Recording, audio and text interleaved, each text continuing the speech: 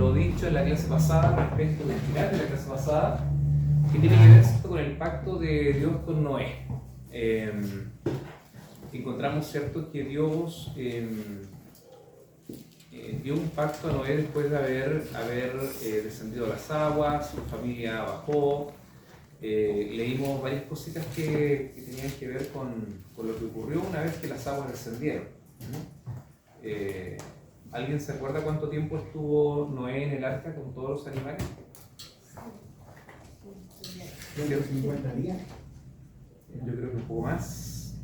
Descendieron las aguas en 150 días, pero dijimos que sacamos la cuenta de que Dios habló a Noé en el año 500 y en el año 600 vino el diluvio. Y en el 601, al segundo mes, a los 27 días, Noé bajó del arca. O sea, estuvo un año con 10 días. Un año con 10 días estuvo en el arca. Bueno, son datos que se nos van a olvidar, pero que realmente es bueno igual que tratemos de retenerlo. Bastante tiempo se demoró en equilibrarse todo lo que es, ¿cierto?, el clima, el descender las aguas particularmente. Ocurrieron fenómenos que imaginamos, teóricamente decimos que cuando dice Dios que sopló un viento, lo más probable es que este viento congeló las aguas y vino, ¿cierto?, a formar los polos. Más adelante vamos a hablar de los fenómenos que se pudieron haber producido allí en este diluvio, que fue un cataclismo sin precedente y que nunca más volverá a ser de la misma manera. Encontramos entonces que bendijo Dios a Noé y a sus hijos y le dijo fructificar y multiplicados y llenad la tierra. ¿A quién Dios había mandado a lo mismo? A ver, desde que estamos estudiando Génesis. A Adán y Eva. Muy bien, le había dicho el Señor, ¿qué cosa? Fructificar y multiplicados. ¿Sí? Fructificar tiene relación con prosperar y multiplicados con engendrar. Y llenar la tierra. Entonces, la voluntad de Dios con Adán y Eva en su tiempo, y ahora con Noé y su familia, es la misma. ¿Cuál? La de multiplicarse, fructificar y además llenar la tierra. Es importante que recordemos esto porque hoy día vamos a ver el tema de la Torre de Babel y vamos a darnos cuenta que los hombres hicieron todo lo contrario. Se juntaron en una ciudad cuando Dios quiso que se expandieran para llenar la tierra. Y esto, por supuesto, es una desobediencia a lo que Dios había mandado. Dice que el temor y el miedo de vosotros, voy en el capítulo 9, verso 2 de Génesis, capítulo 9, verso 2 de Génesis, dice que el temor y el miedo de vosotros estará sobre todo animal de la tierra y sobre toda ave de los cielos, en todo lo que se mueve sobre la tierra y en todos los peces del mar en vuestra mano son entregados. Dios puso allí un dominio sobre toda la fauna,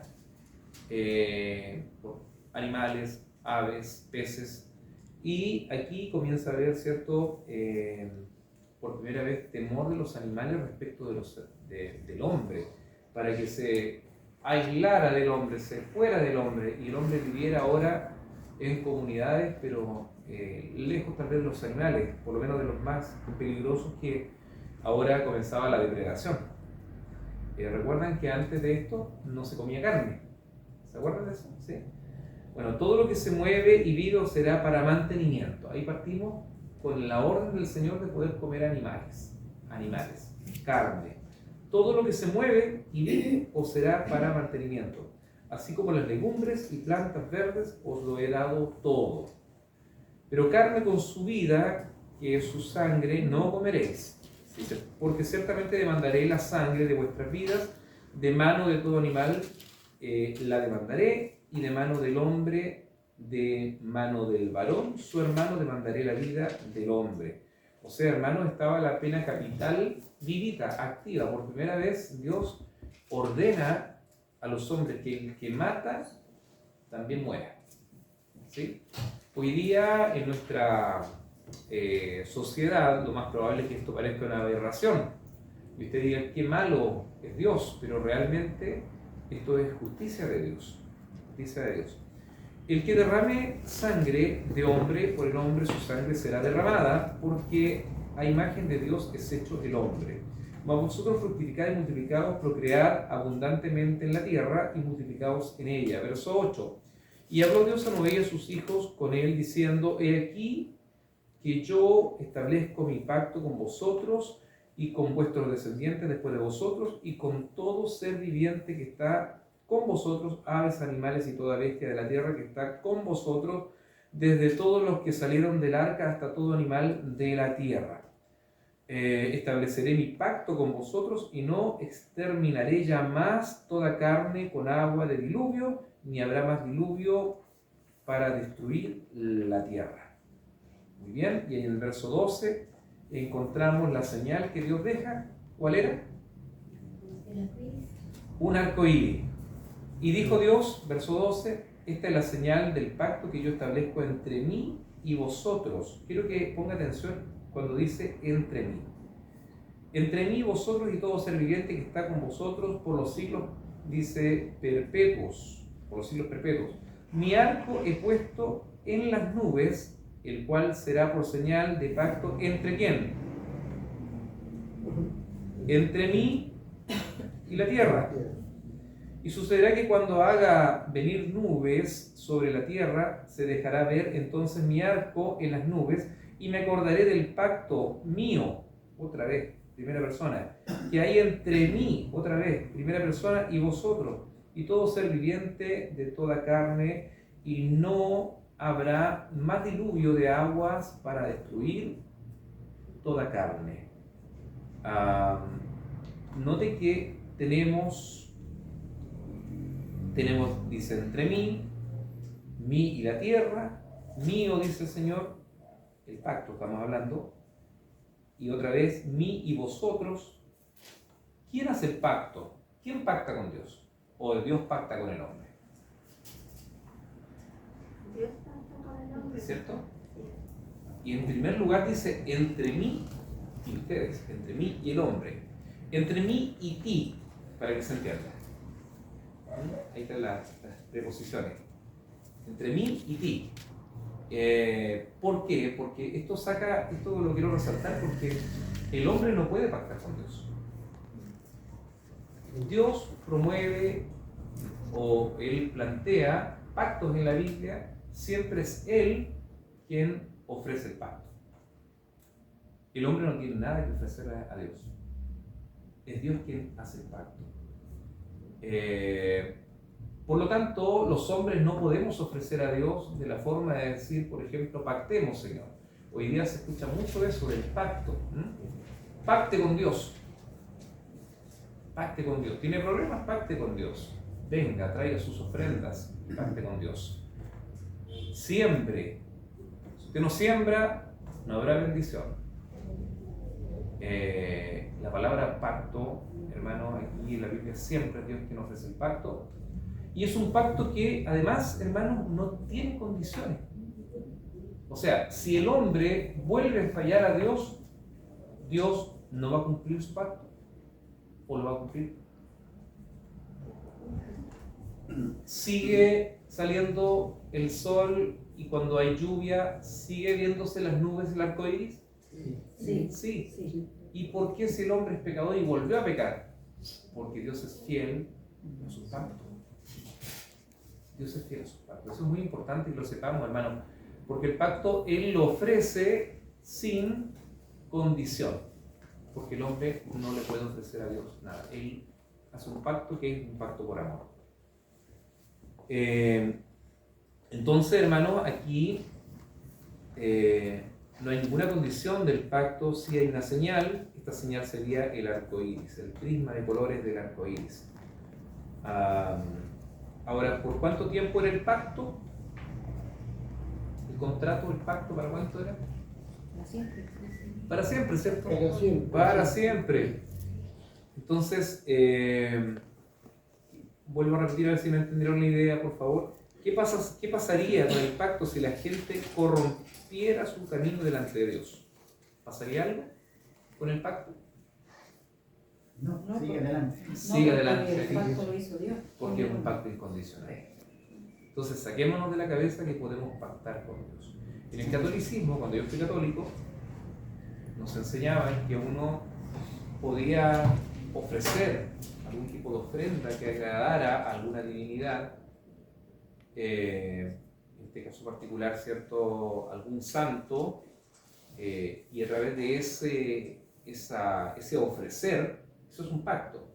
Si me das esto, entonces yo te voy a dar velas, o te voy a dar esto, o voy a ir de rodillas, o no voy a fumar en un año los que fumaban, ¿sí? O no voy a tomar durante 6 meses los que tomaban. Bueno, sus pactos son pactos muertos. Dios no acepta pactos del hombre. Sí ofrece la gratitud, o sea, podemos ofrecer la gratitud, y conforme al plan de Dios, Dios enseñó que había que ofrecer sangre para el perdón de pecados.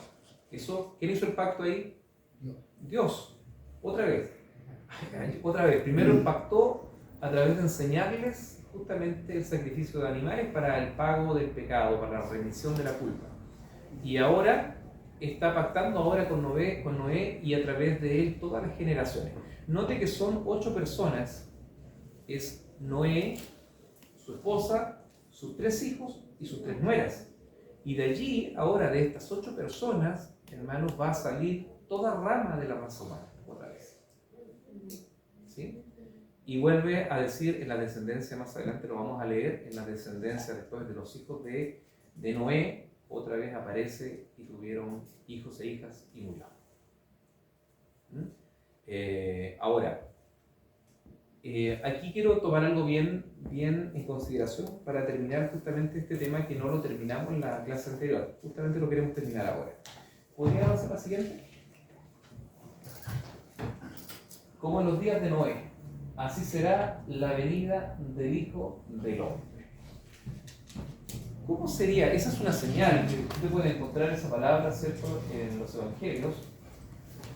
Podemos encontrar, ¿cierto?, en Mateo, de que dice que como en los días de Noé, así será, ¿cierto?, la venida del Hijo del Hombre. ¿Quién es el Hijo del Hombre? Jesús. Sí, es el nombre que muestra la humanidad de Cristo. Se dice Hijo de David, porque viene, ¿cierto?, de la familia de David, pero aún es antes que David. Pero de esa familia, según la sangre, según en este caso su genealogía, es de David. Y se llama Hijo de Hombre para mostrar su humanidad. Jesús, que es otro tema, era 100% hombre y 100% Dios. No se eximió del dolor. Porque usted podría decir, si es Dios, listo, que lo crucifiquen, pero que no sienta nada, porque tiene poder para hacerlo. Pero él se despojó de su gloria, se despojó del poder divino para poder, ¿cierto?, él experimentar y entregar su vida en su carne como un hombre santo, como un hombre sin pecado. Entonces, bueno, por eso hablamos de que es el Hijo del Hombre, ¿ya? Es Hijo del Hombre. La siguiente, por favor, Gabriel. ¿Cómo son los días de Noé? Mire, en primer lugar, en los días de Noé encontramos que la gente, ¿se acuerda de la generación en la descendencia de Caín? Ya se trabajaba, estaba la ciudad de Nob, que es la primera ciudad. Bueno, en realidad esta es una imagen no de la ciudad de Nob, porque eso no hay registro de esta. Pero sí es la ciudad de Petra. Hoy día es una ciudad esculpida en la montaña, antigua, no tan antigua como la de Nob, por supuesto.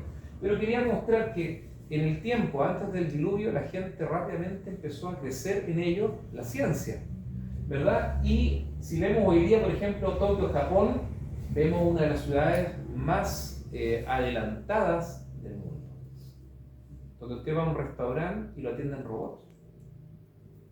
Usted pide un asunto y una cosita como un carril, un robot le trae su pedido, su comida. Usted en la pantalla pide lo que usted quiere y le llega así.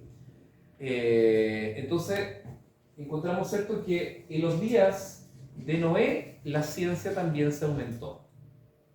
Comenzaron a haber adelantos rápidamente, hasta antes del diluvio. Así como en estos días, como en estos tiempos, la ciencia se aumentó. Mi papá, que es una de las personas con más edad en este momento, aquí, tal vez podemos decir que, ¿cuándo conoció la televisión? ¿En qué año? ¿Cómo? ¿Cuándo conoció la televisión? El ¿La televisor. televisión? Sí. Yo lo conocí en el año 1978. 1978. Sí, ¿En Argentina? sí. En Argentina. Sí. Todavía no estaba en Chile. No, todavía no. Todavía no estaba en Chile, hermano. Entonces, imagínense que en el 1900 en adelante hay una cantidad, se descubre la penicilina en el 1900, hay una serie, el hombre es capaz de salir de la atmósfera, hay un avance pero completo en la medicina. Por lo tanto, la ciencia ya en lo que significaba, lo que hablábamos en la descendencia, ¿cierto?, de Caín. Caín, ¿cierto?, fundó una ciudad llamada la ciudad de Enoch. ¿Sí? Bueno, sigamos. Génesis 4:22, encontramos ahí a un hombre llamado Tubal Caín, que era cierto artífice en la metalurgia. Se desarrolla la metalurgia. ¿Sí? Comienzan los hombres a desarrollar el manejo del metal, lo dijimos. Y si vemos hoy día, en Daniel 12:4, dice que la ciencia se aumentará. Daniel, estamos hablando, hermano, que estamos hablando de un hombre que está sobre 580 años en Babilonia, antes de Cristo, 580, 570 y tantos años antes de Cristo. ¿Y qué pasó? Ahí está. Entonces, la ciencia se aumentará. Él lo vio. Él vio en su profecía que la ciencia se aumentaría.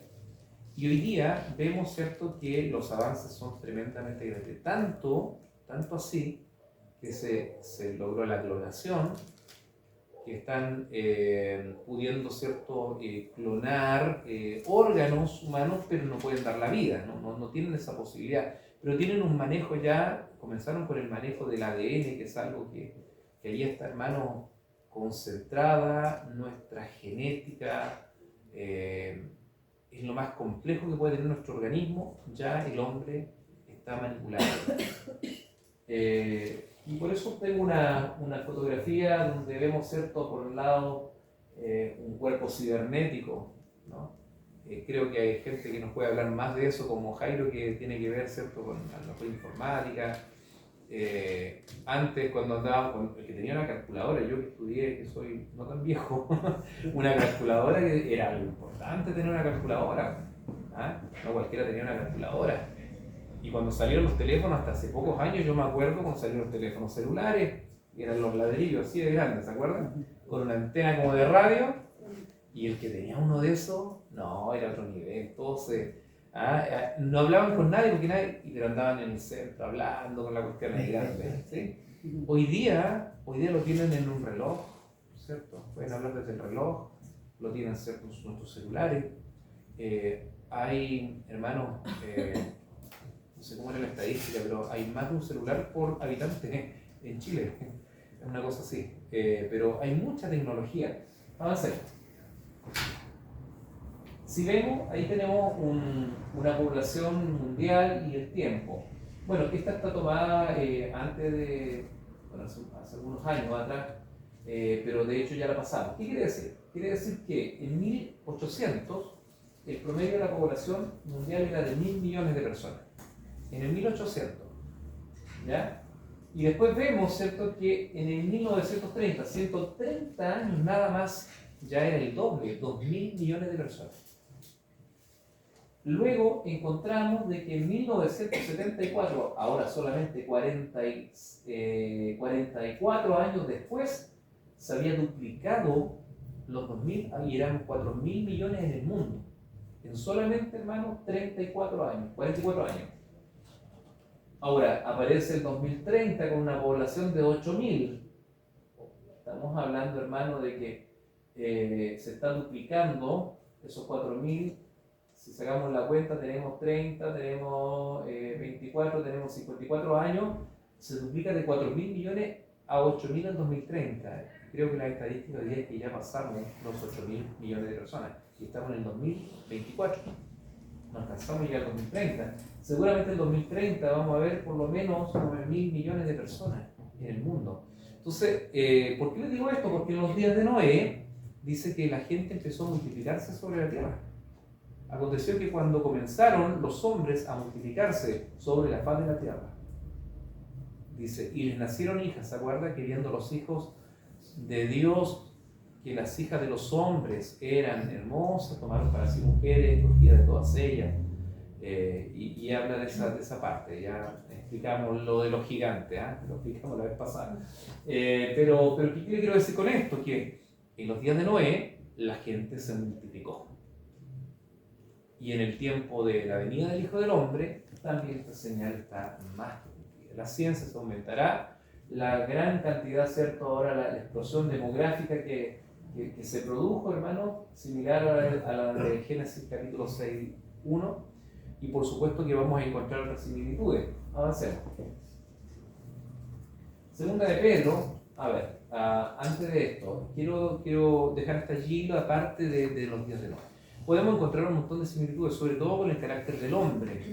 Que el hombre, ¿cierto?, iba a ser amador de sí mismo, iba a ser una persona, ¿cierto?, indolente, iba a ser avara, iba a ser malicioso, sanguinario, y asesino, de todo, de todo. Y eso también lo vemos en estos tiempos, yo también lo vimos en la clase. Entonces, yo quiero volver al capítulo 9, donde el Señor está hablando y está diciendo que nunca más la tierra va a ser consumida por agua. Ahí en el capítulo 9, en el verso 15. Por favor, hermano Bernardo, ¿lo puede leer? 15. Y me acordaré del pacto mío que hay entre mí y vosotros y todo ser viviente de toda carne. Y no habrá más diluvio de agua para destruir toda carne.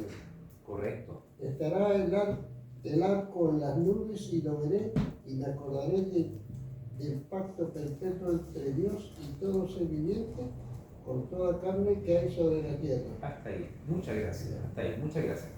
Entonces, Dios dijo que ya no va a cubrir la tierra otra vez con aguas del diluvio, ¿sí? Pueden haber inundaciones locales, porque las han habido, ¿sí?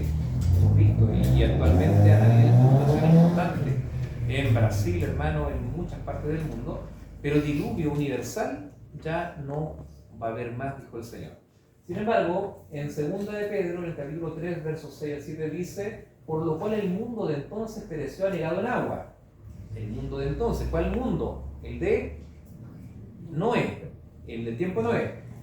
Entonces pereció anegado en agua. Note que estamos hablando de 2 de Pedro. 2 de Pedro, estamos en los evangelios, escrito en un promedio del año 50 y tanto en adelante, el más antiguo fue al 94 después de Cristo, y encontramos, ¿cierto?, de que dice, pero los cielos y la tierra que existen ahora están reservados por la misma palabra, guardados para el fuego en el día del juicio y de la perdición de los hombres impíos.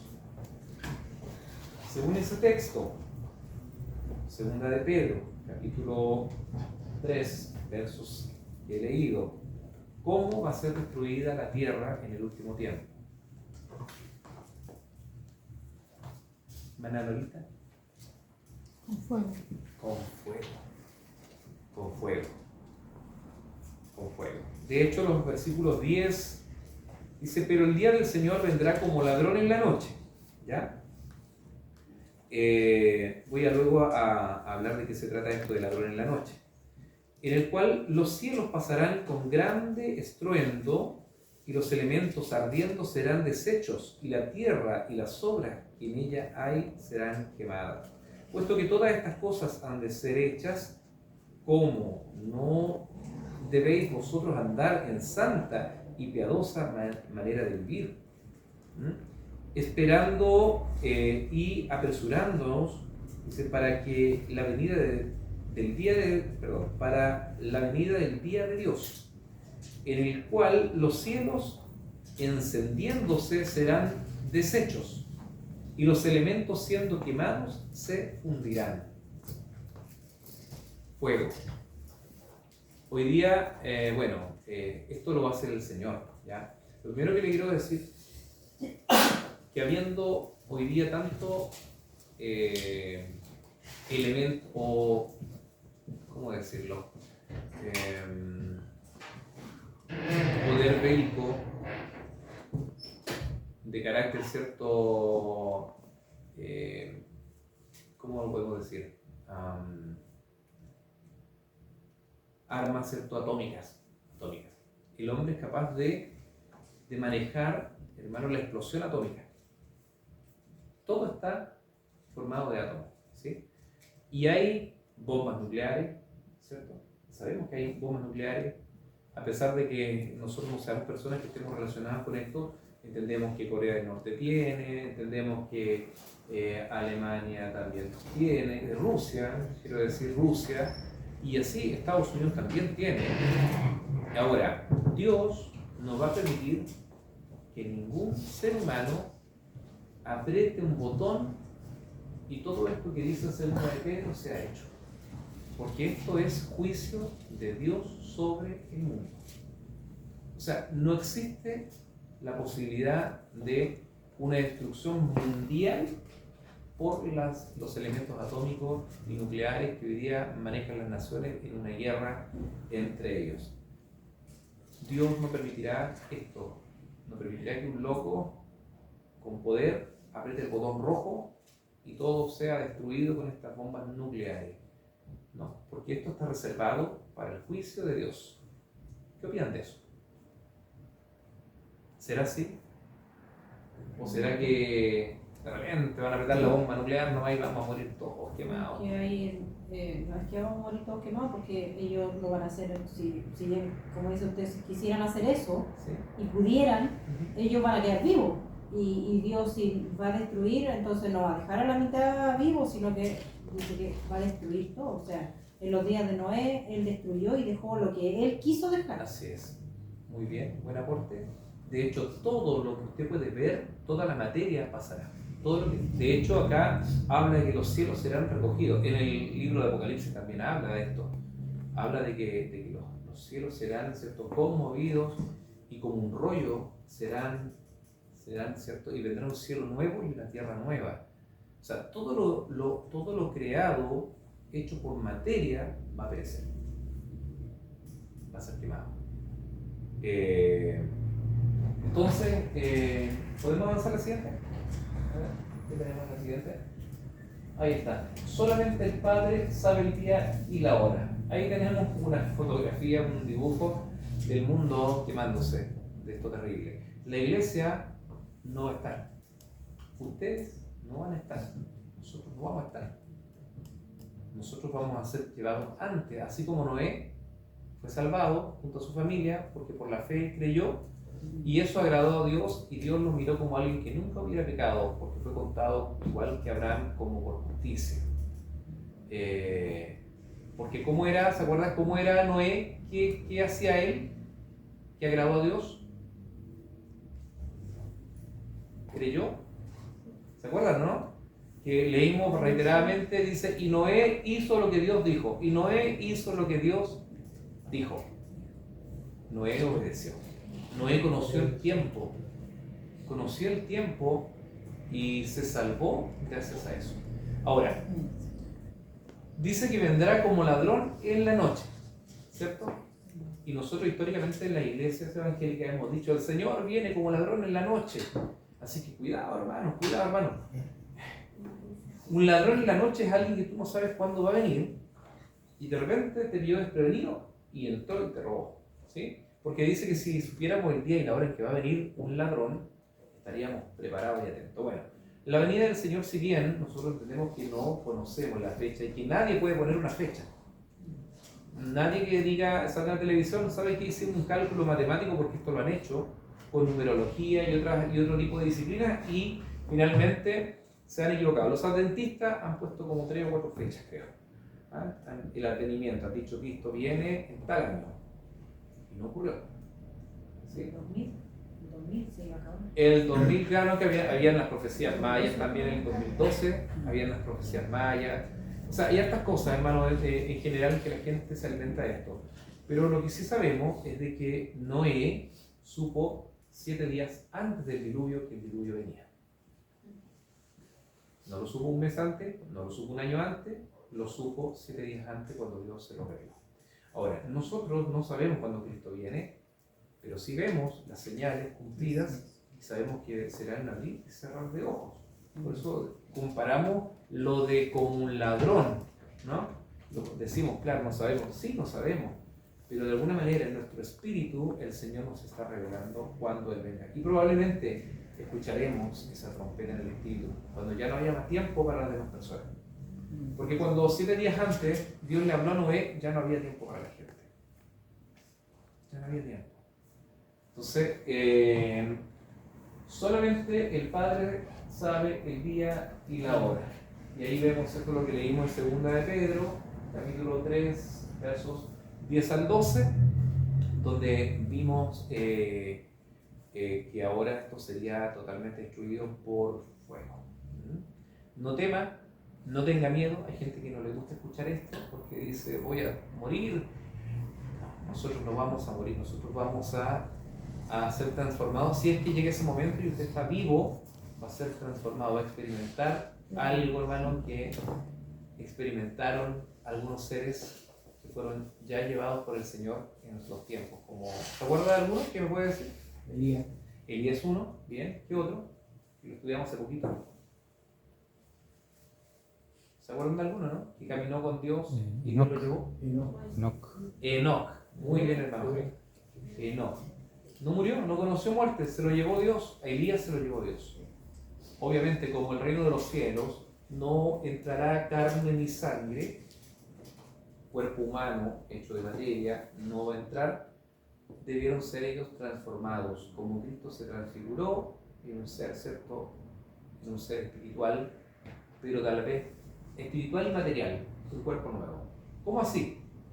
Bueno, entró donde estaban los discípulos y nos abrió la puerta, atravesó la pared del Señor. Pero sin embargo le tocaron sus heridas, comió con ellos en más de una oportunidad en esos 40 días que él estuvo en la tierra. Más de 500 personas afirma la palabra que le vieron en su resucitado. Entonces tendremos un cuerpo, no seremos un fantasma, no seremos una luz, no seremos una energía, seremos una persona espiritual. ¿Sí? Pregunta, ¿la gente mereció el castigo del diluvio, hermana Margarita? Sí. La merecía, ¿cierto? Muy bien. ¿Por qué? Porque ellos habían desobedecido y la maldad en ellos se había multiplicado y se apartaron de Dios. La paga del pecado es muerte. Muy bien. ¿Noé y sus hijos merecían ser rescatados, hermano Jairo? ¿Noé y sus hijos merecían ser rescatados ellos? Merecer. No. No sé. No. Ellos también eran pecadores, ¿se acuerdan? Eran nacidos también separados de Dios, fuera del huerto. Merecían, hermana Scarlett, un pacto como el que Dios hizo ahora, y los miró con misericordia, habiéndolos salvado por un arcoíris. Dice, nunca más voy a terminar la tierra por agua, y más encima ahora pueden comer animales, etc. La pregunta es, ¿merecían el pacto que Dios les estaba dando? Noé y sus hijos. No sé, no, nada. ¿Qué concluimos con eso, Gabriel? ¿Merecemos algo? No, es por gracia, es porque a Dios le plació, es porque vio algo en nosotros, y nosotros merecemos ser salvos. Miren cómo lo voy a decir. ¿Merece el mundo entero ser destruido por Dios? ¿Sí? ¿Cierto?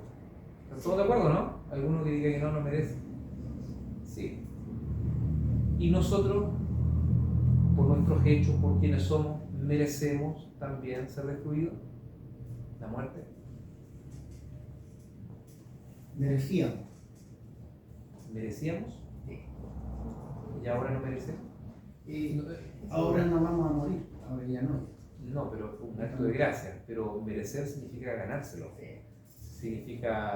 Merecer significa Yo ser creo que digno. no merecemos. Ser digno. Por gracia. Eso de por gracia es lo que pasó con Noé. Es un acto gratuito de Dios.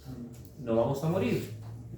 No vamos a morir. O sea, hablemos de morir en separación. Probablemente si Cristo no viene aún, sí, muchos partamos. En cualquier momento podemos partir. Pero vamos a dormir porque estamos, hermanos, destinados por la promesa que Cristo hizo a la resurrección. Resurrección, sí o sí. O puede venir Cristo por su iglesia y puede, cierto, llevar a su iglesia, como lo dice allí en el libro de Tesalonicenses, ¿cierto? Capítulo 3 o 4, y dice que el mismo Señor con voz de arcángel y con trompeta de Dios descenderá del cielo y los muertos en Cristo resucitarán primero y luego nosotros, los que hayamos quedado, seremos transformados para recibir a Cristo en las nubes. Y ahí estaremos siempre con el Señor. Esa promesa está hecha, eso va a pasar. Y siempre decimos, estemos preparados o no, eso va a pasar, por eso hay que prepararse. ¿Es un acto inmerecido? Sí. ¿Noé lo merecía salvación? No. Nosotros como iglesia, los que estamos aquí dentro de la iglesia, ¿merecemos salvación? ¿Por mérito? No, no merecemos salvación. Entonces, ¿qué diferencia hay entre los que nos vamos a salvar y los que están afuera que no se van a salvar? Acuérdense del ejemplo de Noé y los que estaban fuera del arca. Que por gracia seremos salvados. ¿Quiénes? Los que estamos obedeciendo a Dios. ¿Ya? Y los que están afuera no, porque no están obedeciendo a Dios. Obedeciendo. Porque Noé, a pesar de que, como dice usted, que no se merecía la salvación, pero cuando Dios lo mandó a hacer el arca, él obedeció y la hizo, tal cual como él le dijo. Porque podía no haberlo hecho y no haber creído, pero sí, sin embargo, él creyó y hizo todo eso, como dice usted, sin saber el día, sin saber caso iba a pasar o no iba a pasar, a pesar de que todos se burlaban de él cuando él les hablaba. Y sin embargo, halló gracia ante Dios. Correcto. Porque él hizo lo que Dios lo mandó a hacer. Note que dijo porque obedeció, pero en realidad el obedecer fue un resultado de lo que dijo después usted. Creyó. De la fe, creyó. Ahora, nosotros vamos a estar dispuestos a creer. Después de haber estado escuchando todo este estudio que llevamos hasta aquí, 10 semanas estudiando, conociendo quién es Dios, conociendo su obra, cómo operó con el hombre antes de Noé y cómo va a operar con el hombre ahora después de Noé. ¿Estamos dispuestos a creer o no vamos a creer? Porque en el tiempo de Noé la gente no creyó, por eso no agradó a Dios y por eso nos apartó del mal que hacía, porque era natural que hicieran mal. Era natural, como para nosotros es natural respirar, era natural pecar. Y de hecho para todos nosotros es natural pecar. Nuestra carne tiene una naturaleza pecaminosa, pero esa naturaleza es cambiada por la fe, por una obra de conversión que realiza el Espíritu de Dios en nosotros por el creer. ¿Sí? ¿Alguien más iba a decir algo sobre lo que estamos hablando? Por gracia y misericordia de Dios. Gracia y misericordia. ¿Qué diferencia hay entre gracia y misericordia? Gracia es un regalo. Inmerecido. Sí. ¿Ya? Y misericordia. Por amor, Es una, bondad. es una compasión, ¿cierto? O sea, Emanuel, ¿iba a decir algo? Sí, pero como estaba... Era un tema anterior. Sí, pero lo que estábamos recién hablando, Noé halló gracia y le fue contado por justicia, igual que Abraham. Sí. Así nosotros, la Iglesia de Cristo, también, digamos, la salvación es inmerecida, pero a la vez nosotros hemos sido justificados en Cristo. Claro. Entonces nosotros somos justificados en Él. Así es. Por eso tenemos salvación. Sí. Por eso alcanzamos la vida eterna. Así es. Entonces, esa es la fe, la confianza que tenemos nosotros, que el Espíritu Santo ha puesto en nuestro corazón. Entonces, así como Noé halló gracia y fue justificado, así también nosotros somos justificados, pero en Cristo. Entonces, Él nos justificó. Él nos perdonó, Él nos limpió y nos abrió la puerta de la salvación. Muy bien, gracias Manuel. Note que dijo justificación, justificar, que es un término jurídico, Sí. ¿sí? Que se utilizaba, era usado por los abogados. Pesaba sobre nosotros la pena. ¿Cuál es la pena? La pena es que estábamos condenados porque la ley dice de Dios que el que peca muere. Entonces hay una condena. Y la justificación tiene que ver entonces con el pago de la culpa. No es que Dios nos dejó pasar. O sea, podría el Señor haber dicho, ya si lo entiendo chiquillos, ya vénganse para acá, los voy a salvar. Si sé que son débiles, son carne, yo soy Dios, ustedes son carne. Pero es que es lo que dije el otro día, cuando dice Juan capítulo 3:16, que porque de tal manera amó Dios al mundo, o sea, no bastó solamente amarlo, sino que actuó, dio a su Hijo unigénito.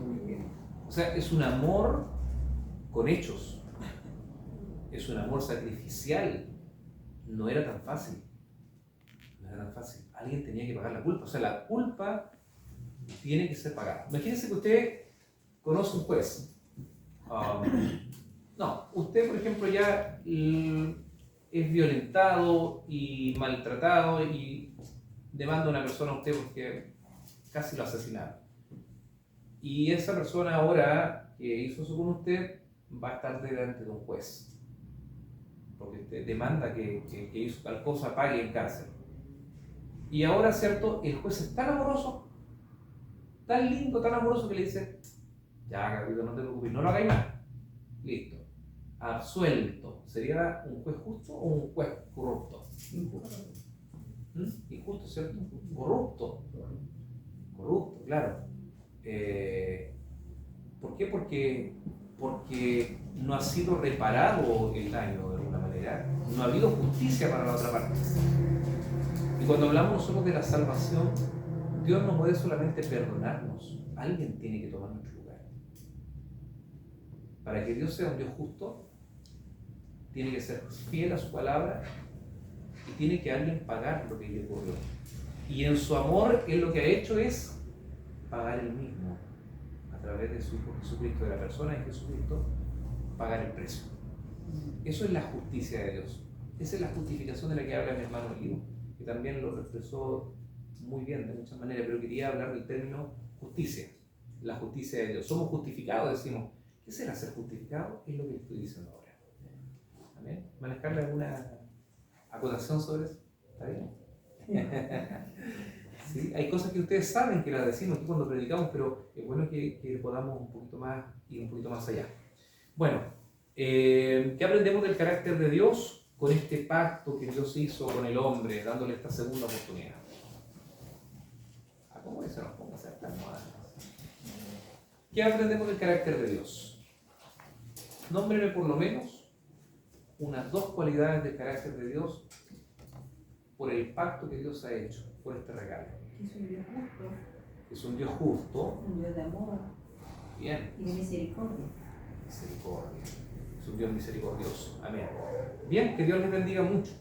Ahora vamos a ver una historia que se llama la historia de Dios sobre Babel. ¿Alguien se relaciona con la palabra Babel? Babel, ¿qué será Babel? La torre de Babel. La torre de Babel. Piense esto. Noé y sus hijos, ¿cierto? Estaban felices. Ahora, ¿cierto? Están en la tierra. Dios les dice, la bendición de Él es que se multipliquen sobre la tierra, que fructifiquen, se multipliquen y llenen la tierra. Y en eso están ellos, ¿cierto? Haciendo, ¿cierto?, la voluntad del Señor. Pero empezaron a pasar los años y Noé plantó una viña. Él plantó una viña, hermano, y sabe que se embriagó de la viña, se curó. Se embriagó en su tienda. Y entró su hijo Cam. ¿Se acuerdan que tenía 3 hijos? ¿Cuáles eran? Cam, Sem y Jafet. Jafet. Jafet, muy bien. Mire, vamos a ir al versículo 9, capítulo 9. Vamos a ir con el versículo 18. Y vamos a leer, ¿ya? Va a leer del 18 al 20 mi hermana Mercedes, por favor. Del 18 al 20, el capítulo 9 de Génesis. Los hijos de Noé que salieron del arca fueron Seth, Cam y Jafet. Sí, Cam es el padre de Canaán. muy bien. Entonces 3 fueron los hijos de Noé y de ellos se Fue, no, fue, de ellos fue. de ellos, Noé no, Ah, sí, ¿cómo dice? dice,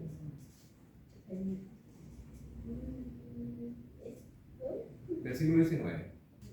estos 3 fueron los hijos de Noé y de ellos se pobló toda la tierra. Ah, tiene otra versión, claro. Dice, y de ellos fue llena toda la tierra, pero es lo mismo. Ya, pero tiene otra versión usted. Sigas. Ah, no, el 20, sí. Después comenzó Noé a labrar la tierra y plantó una vid. Muchas gracias. Versículo 21 al 23, Gabrielito. Y vivió del vino y se embriagó, y estaba descubierta en medio de su tienda. Y Cam, padre de Canaán, vio la desnudez de su padre y lo dijo a sus 2 hermanos que estaban afuera. Entonces Sem y Jafet tomaron la ropa y la pusieron sobre sus propios hombros, y andando hacia atrás cubrieron la desnudez de su padre, teniendo vueltos sus rostros, y así no vieron la desnudez de su padre. Muchas gracias. Versículo 24 al 26, hermana Margarita. Amén. Y despertó Noé de su embriaguez y supo lo que le había hecho su hijo más joven. Y dijo, maldito sea Canaán, siervo de siervos será a sus hermanos. Dijo más, bendito por Jehová mi Dios, sea Sem y sea Canaán su siervo, y engrandezca Dios a Jafet, y habite en la tienda de Sem, y sea Canaán su siervo. Ya, Y vio Noé, hasta el final. después del diluvio 350 años, y fueron todos los días de Noé 950 años, y murió. Muy bien. Aquí encontramos, hermanos, que Noé, ¿cierto? Él planta una viña y bebe, cuando ya la viña da fruto, bebe hasta quedar tirado. Bueno, no sé si alguien tenga experiencia en viñas, pero él en su embriaguez cometió un error. ¿Cuál fue su error? Que él en su tienda se desnudó. Y en ese tiempo no era el pudor que había hoy día, no era un tema pudoroso, sino que básicamente ya era pecado ver la desnudez, en este caso de su padre. Sí, era un pecado. Era una falta muy, muy grave. No olvidemos que estamos fresquitos desde el tiempo de Adán y Eva, cuando vieron su desnudez y se cubrieron con hojas. O sea, no era una cosa de personalidad nomás, sino que era un tema, hermano, muy delicado, el tema de la desnudez. Y este hijo, Cam, vio la desnudez de su padre y no lo cubrió. Fue a decirlo a sus hermanos. Probablemente, hermano, por una actitud me suena como un hijo, hermano, malicioso, que lleva cierto, el bichito de poder llevar este chisme a sus hermanos para que se escandalicen como él se escandalizó. Pero sus hijos, Sem y Jafet, hicieron lo correcto. Pusieron una ropa, una cubierta, ¿cierto?, en sus hombros, uno con el otro, y fueron caminando de espaldas hasta donde estaba su padre para cubrirlo. Y cuando despertó Noé y supo lo que había ocurrido con su hijo Cam, entonces, hermanos, lo maldijo.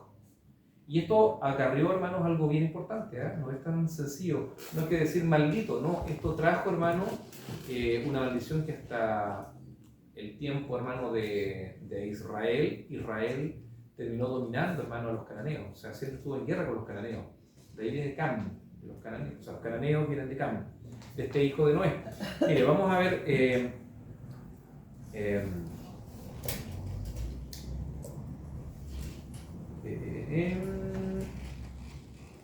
No, acá.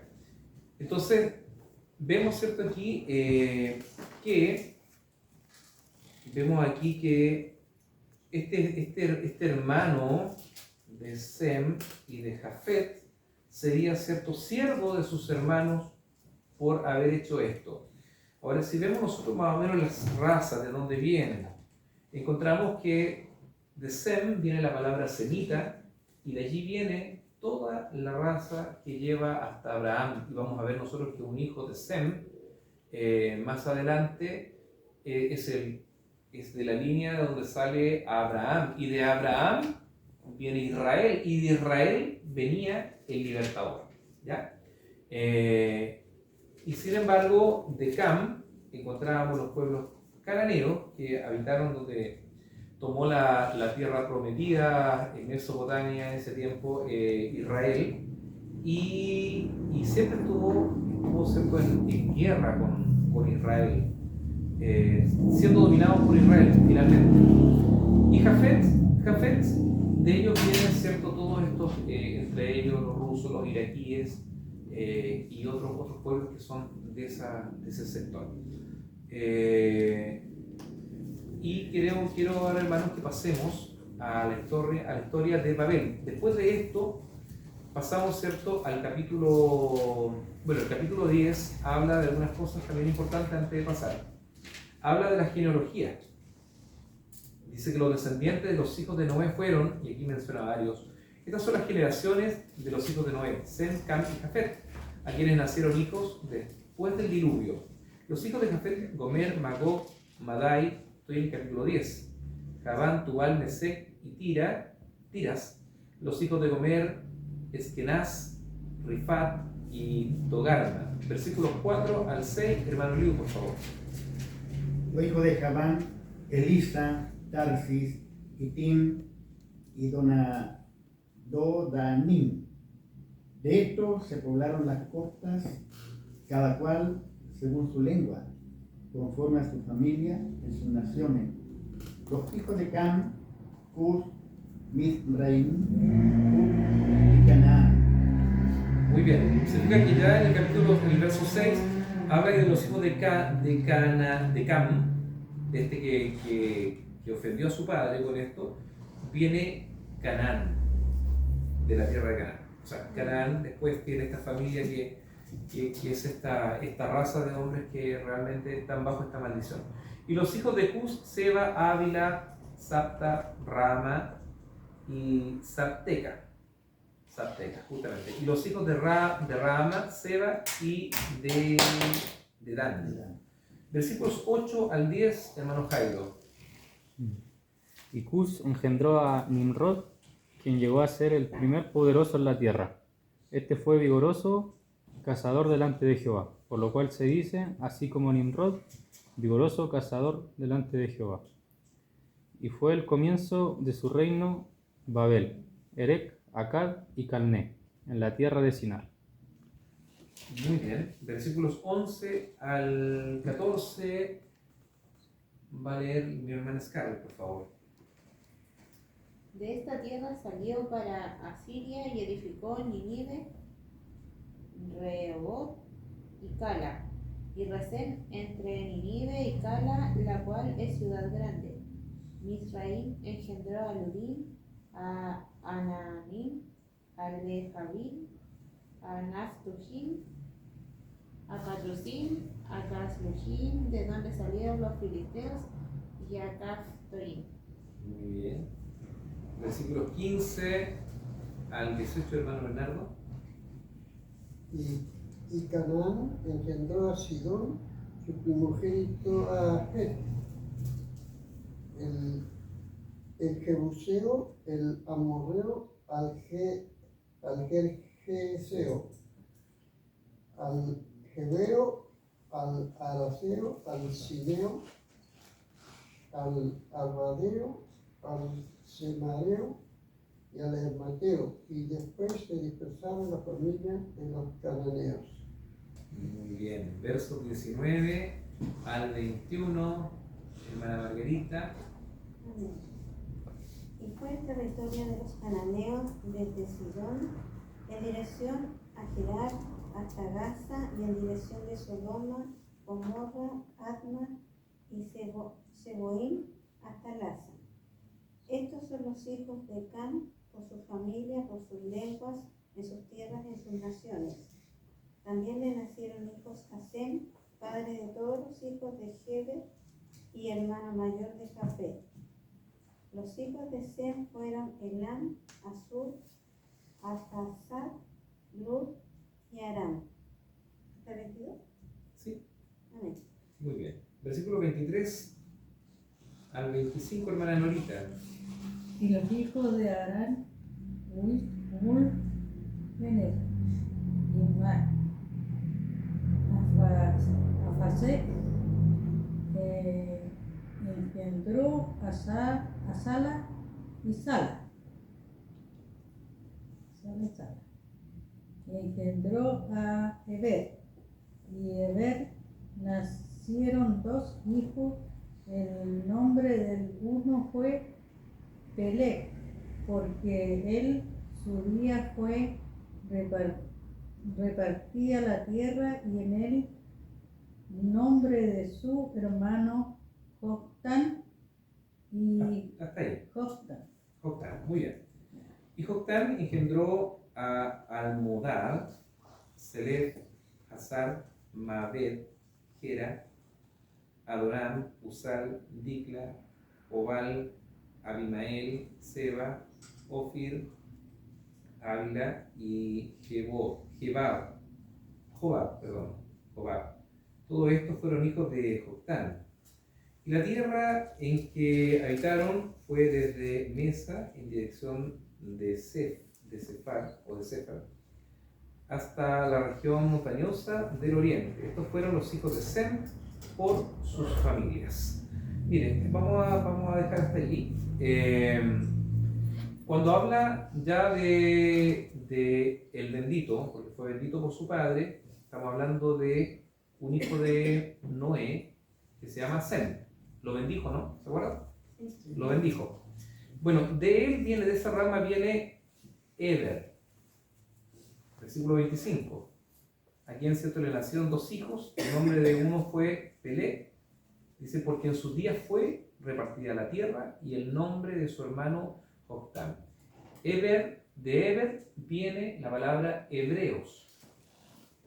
¿Sí? Cuando hablamos, ¿cierto?, de que el pueblo de Israel y los hebreos vienen de esta palabra, de los hijos de Eber, hebreos. ¿Ya? Por si no lo sabían, es un tips que podemos encontrar. De ahí viene la palabra hebreo. Y este Peleg, que significa su nombre, o más bien se le puso Peleg porque en esos días fue repartida la tierra. Aquí hay dos teorías. Una de ellas es que está diciendo de que en esos tiempos, refiriéndose a los eventos del capítulo 11, porque aquí no tenemos cronología, lo contado en el capítulo 10 de Génesis, no precisamente viene antes de lo ocurrido en el capítulo 11. Sabe usted que no hay cronología en algunas partes. Más bien resalta la enseñanza de lo que va a ser señalado después. Entonces, en ese capítulo 10, verso 25, hay algunas corrientes cristianas que dicen de que está hablando de que en esos días fue repartida la tierra cuando hubo la confusión de las lenguas de los seres humanos, cuando estaban construyendo la Torre de Babel, que también lo vamos a ver ahora, y la gente se dispersó, cumpliendo lo que Dios había dicho, que era que recorrieran, que cubrieran la tierra, que llenaran la tierra. No podían estar en ciudad, ¿no? Todos juntos. No era lo que Dios había pedido. Y otra corriente teológica explica y dice que podría ser que está hablando de la separación de los continentes. ¿ya? De que fue partida la tierra, pero la palabra aquí es repartida. Y respecto a esto, yo quiero comentarle un poquito porque es importante que veamos el capítulo 11, verso 1. ¿Qué dice, por favor, Gabriel? Capítulo 11. Tenía entonces toda la tierra una sola lengua y unas mismas palabras. Muy bien. O sea, tenía la tierra una sola lengua y unas mismas palabras. Todos los seres humanos hablaban un mismo idioma. ¿Sí? Y si podemos ver nosotros el Génesis capítulo 1, verso 9 y 10, dice, dijo también Dios, júntense las aguas que están debajo de los cielos en un lugar y descúbrase lo seco, y fue así.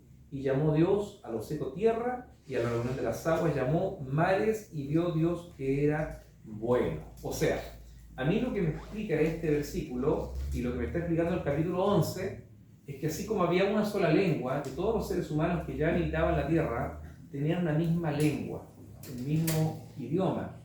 ¿Sí? Además de eso, según el capítulo 1 que leímos de Génesis, versos 9 y 10, era un solo continente, una sola tierra. No dice descúbranse los continentes, descúbranse las porciones de tierra, no, descúbranse lo seco, y llamó a eso tierra. Y un solo mar había, un solo mar. La unión de los mares llamó mar, digamos, de las aguas llamó mar. ¿Por qué menciono esto? Porque nos tenemos que preguntar de dónde salieron los continentes, ¿cierto? ¿Cómo nacieron los continentes? Y quiero leerles acá, les quiero pedir que tengan un poquito de paciencia porque quiero comentarles que es posible la teoría científica de la Pangea o Pangea. Pangea es el concepto de que toda la masa terrestre de la Tierra estuvieron en un tiempo conectadas, ¿ya? Como un gran continente. En un mapa del mundo, algunos de los continentes se ven como si pudieran encajar como piezas de un rompecabezas gigante. Por ejemplo, África y América del Sur son como si fueran un rompecabezas, ¿no? ¿Menciona la Biblia la Pangea? Es una pregunta. No, implícitamente no la menciona, pero posiblemente cuando habla en Génesis 1, que ya se lo leí, verso 9, dijo Dios también, júntense las aguas que están debajo de los cielos en un lugar y cúbrase lo seco, y fue así. Probablemente, si todas las aguas se juntaron en un solo lugar, la tierra seca también se juntaría en un solo lugar. Génesis 10:25 menciona el nombre de uno que fue Pelé, que lo mencionamos recién, en el versículo 25, porque en sus días fue repartida la tierra. Entonces, por allí mencionan de que esta partición de la tierra, de los continentes, pudo ser en los días de Pelé, ¿ya? En los días de Pelé. Pero la Pangea lo que está diciendo es que era un continente llamado Pangea y que se fue dividiendo, ¿no es así? Entonces, quiero que por favor, Gabriel, pongas un video que tengo.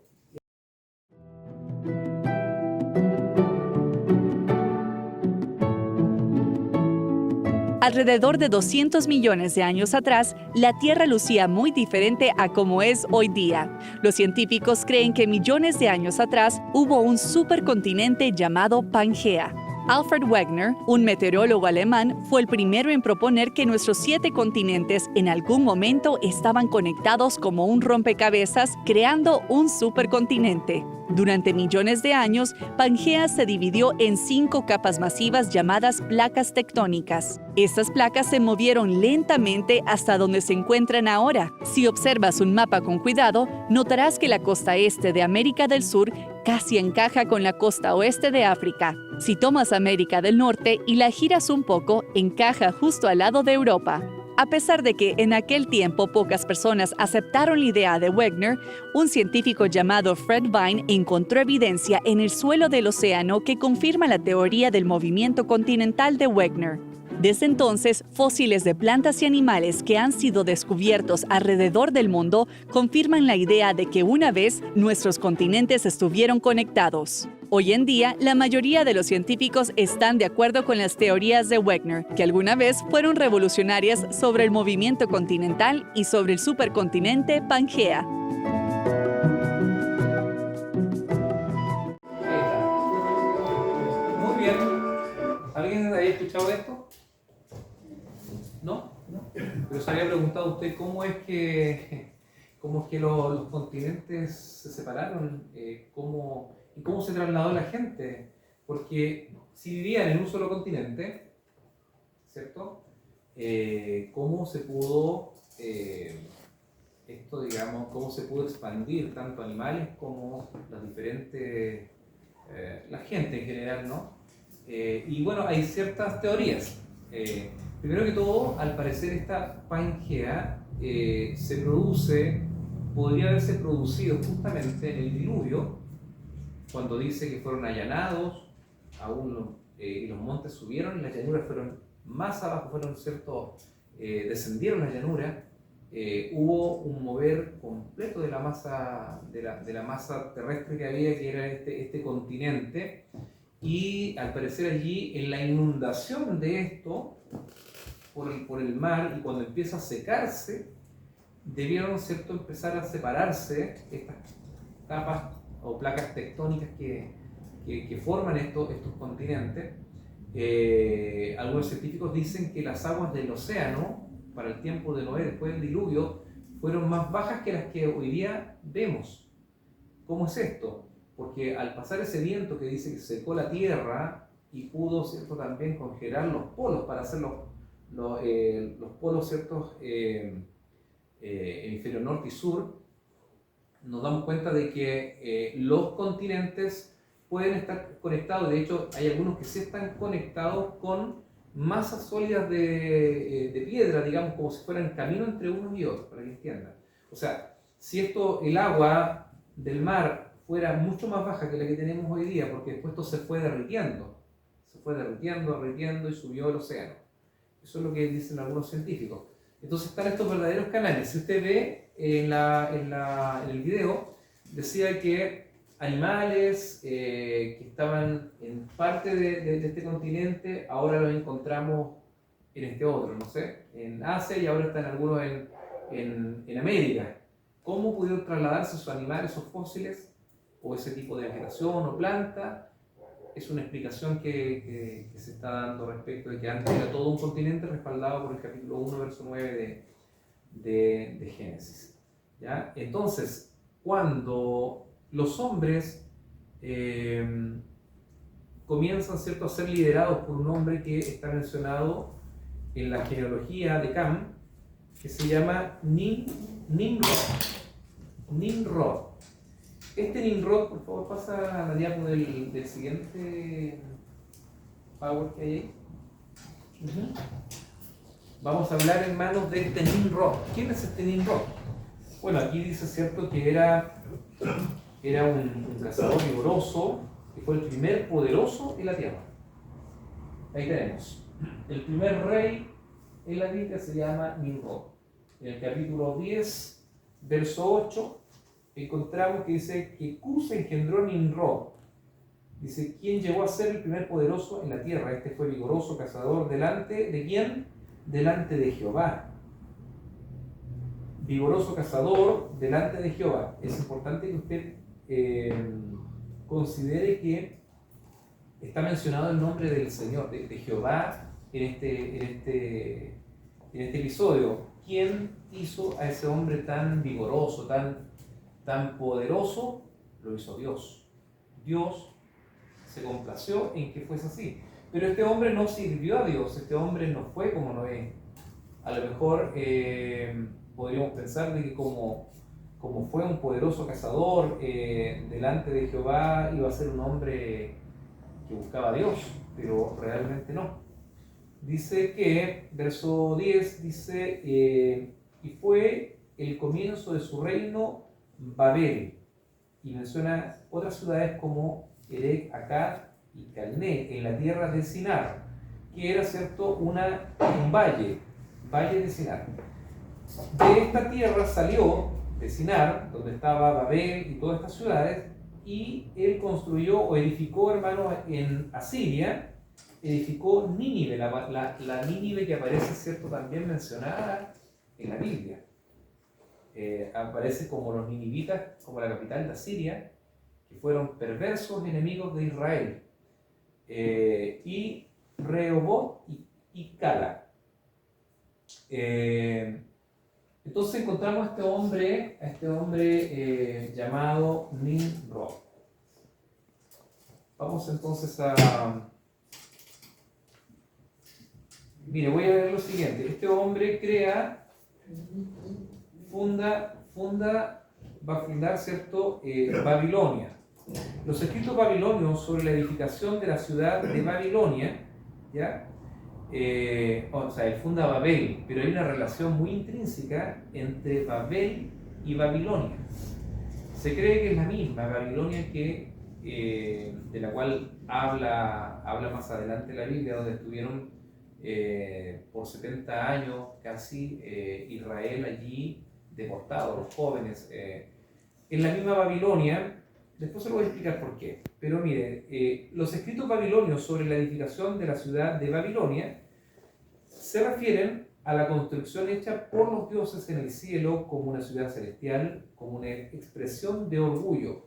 Estos relatos dicen que se construyó con el mismo proceso de fabricación de ladrillos descritos en el versículo 3, con el nombre del dios babilonio Marduk inscrito en cada ladrillo. También se decía que el Zigurat, así se le llama a la torre, tenía su cima en los cielos. Esta montaña artificial se convirtió en el centro de la adoración de la ciudad y tenía un templo miniatura en su cima, o en la cima de la torre. Los babilonios se enorgullecían de su edificio, se jactaban de que su ciudad no solo era invulnerable, sino también era la ciudad celestial. Ellos estaban adorando dioses falsos y le habían pasado otra vez lo mismo que a los romanos, que habían adorado más a la creación que al creador.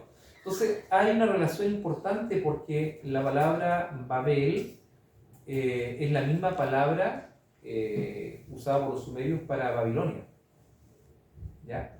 Y en Irak hoy día están los cimientos o la figura rectangular de lo que fue la base de la torre de una zigurat. Una zigurat es una pirámide, es una torre como la que usan los incas o los aztecas. ¿Se acuerdan que han visto una que son parecidas a las de Egipto?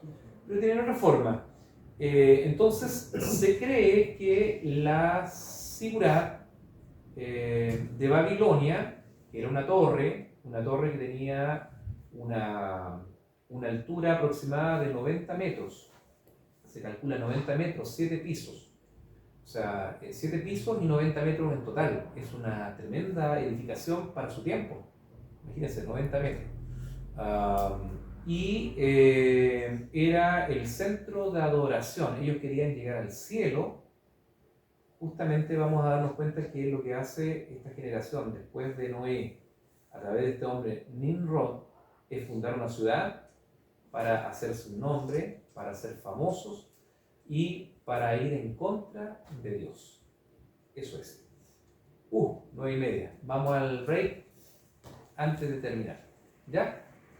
Bueno. Ya, muy bien, ya estamos de vuelta entonces con el tema que estamos viendo, la Torre de Babel. Y hablamos de Nimrod, que lo vamos a colocar ahí en pantalla, en el data. Ahí está. Dijimos que en Génesis 10:8 hablaba de Nimrod y que este era un poderoso cazador, que fue el primer rey o poderoso que fundó varias ciudades, entre ellas las que nosotros más conocemos, Nínive y Babel. Y vemos que este hombre no agradeció, no aparece Nimrod como adorando a Dios. Es bien importante eso, sino que por el contrario, en su liderazgo él debió formar una religión en rebelión contra Dios, ¿ya? Es una es una táctica que él usa, o que usan los líderes en general falsos religiosos, de juntar la gente para poder, ¿cierto?, fundar su religión. Y particularmente este hombre, junto a otros más, fundaron este trabajo llamado la Torre de Babel. Note que Nimrod era bisnieto de Noé. Entonces podemos concluir que lo de Babel fue relativamente pronto después del diluvio. Si hacemos un recuento de las genealogías de las familias, vamos a, por favor, Gabriel, cambiar. Vamos a darnos cuenta que, a ver si alcanzo a leer. Uy, justo está como medio corrido.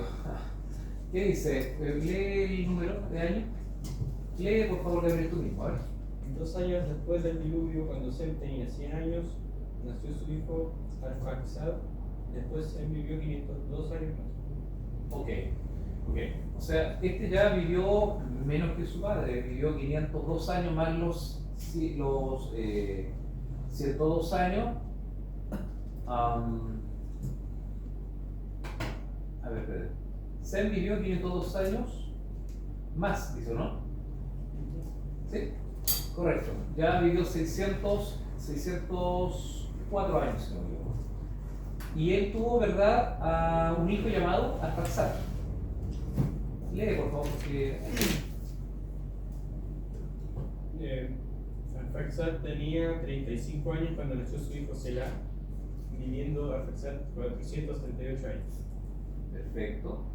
Continúe. Selah vivió 536 años y tuvo a Eber con 30. Ya, continúe. Eber engendró a Peleg con 34 años y vivió 464. Peleg tenía 30 años cuando nació su hijo Reu, viviendo 239. Ya, mire, de aquí para abajo nos vamos a dar cuenta de que la edad de los hombres ya no pasa de los 200 en fracción años. Comienza a disminuirse, a disminuir los años. Ya desde Reu vivió 239 años y había tenido los 30 y ¿cuántos años? ¿A Pelé? ¿Gabriel? Con 34 años. Con 34. O sea, ahí tenemos 39, 40, 73 años, 273 años. Siga. Reu vivió también 289 años y engendró a Serug a la edad de 32. A la edad de 32. Correcto. Ya tenemos menos de 300 años. Sigamos. Serug tenía 30 años cuando nació su hijo Nahor, viviendo 203. Continúe. Nahor vivió 148 años engendrando a su hijo Terah con 29. Bien, este ya no alcanzó a vivir 200 años. ¿Ya?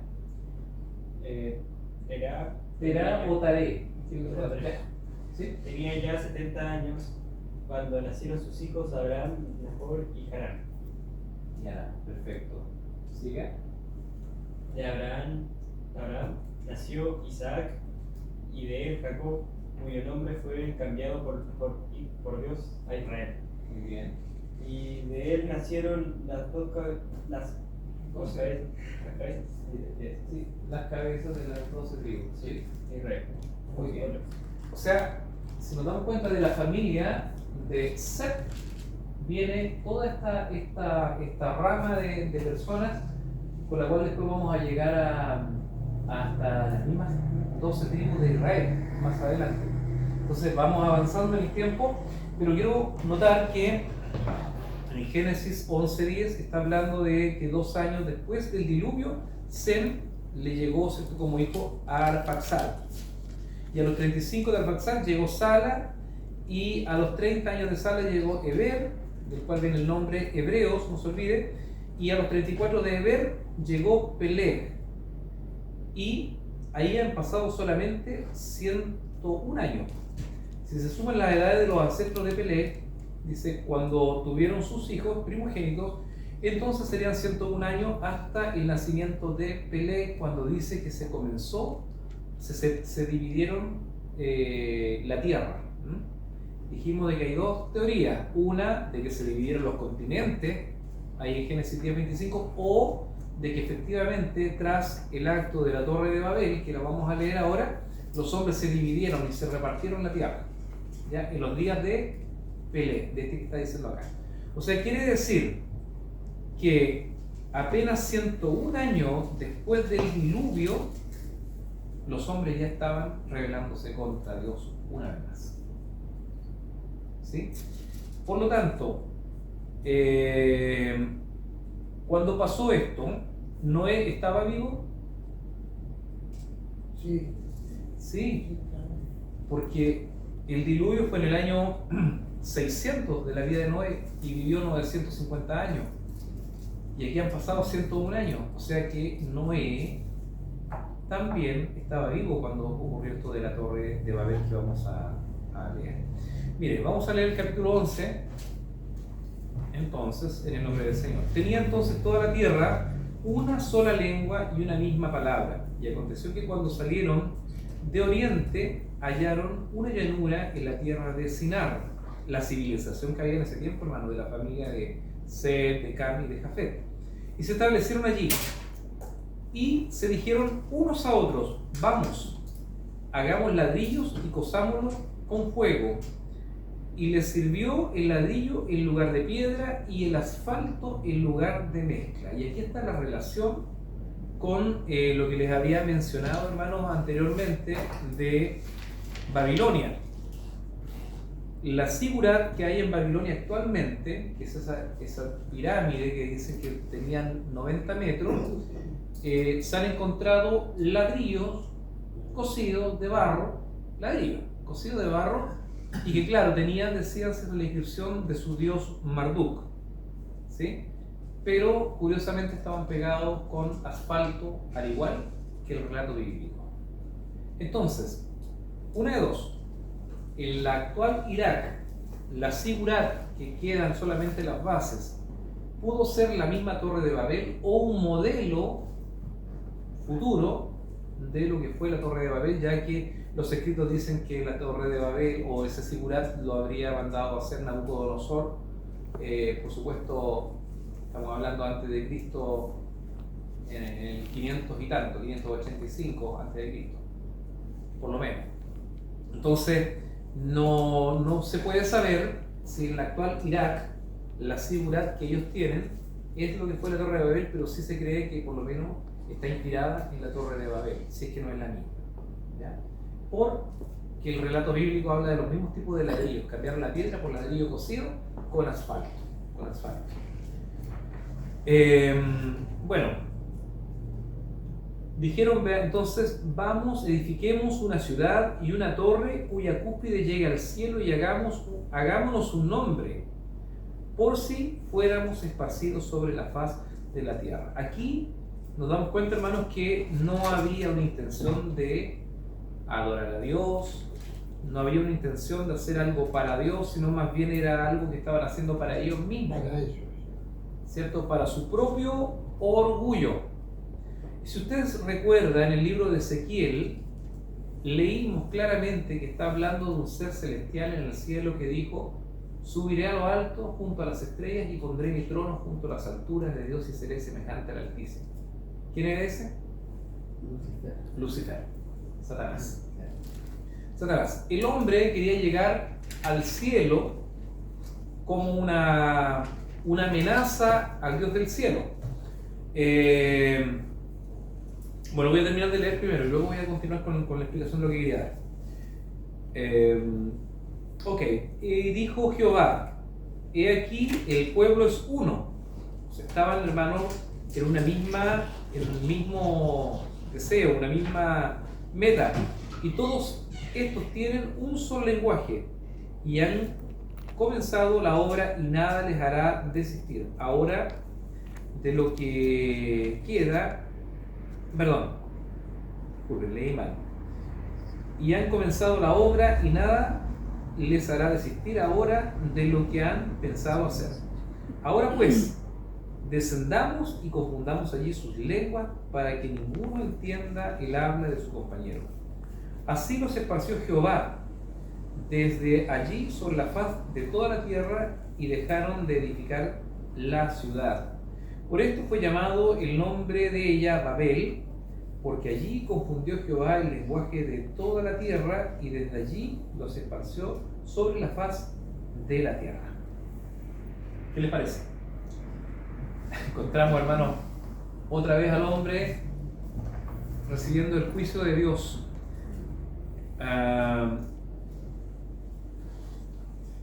Génesis 11, 5 al 7. ¿Sabía Dios lo que estaban ellos pensando hacer? Sí, porque Proverbios 15:3 dice: en todo lugar están los ojos del Señor observando a los malos y a los buenos. ¿Tras qué objetivo se habían reunido entonces?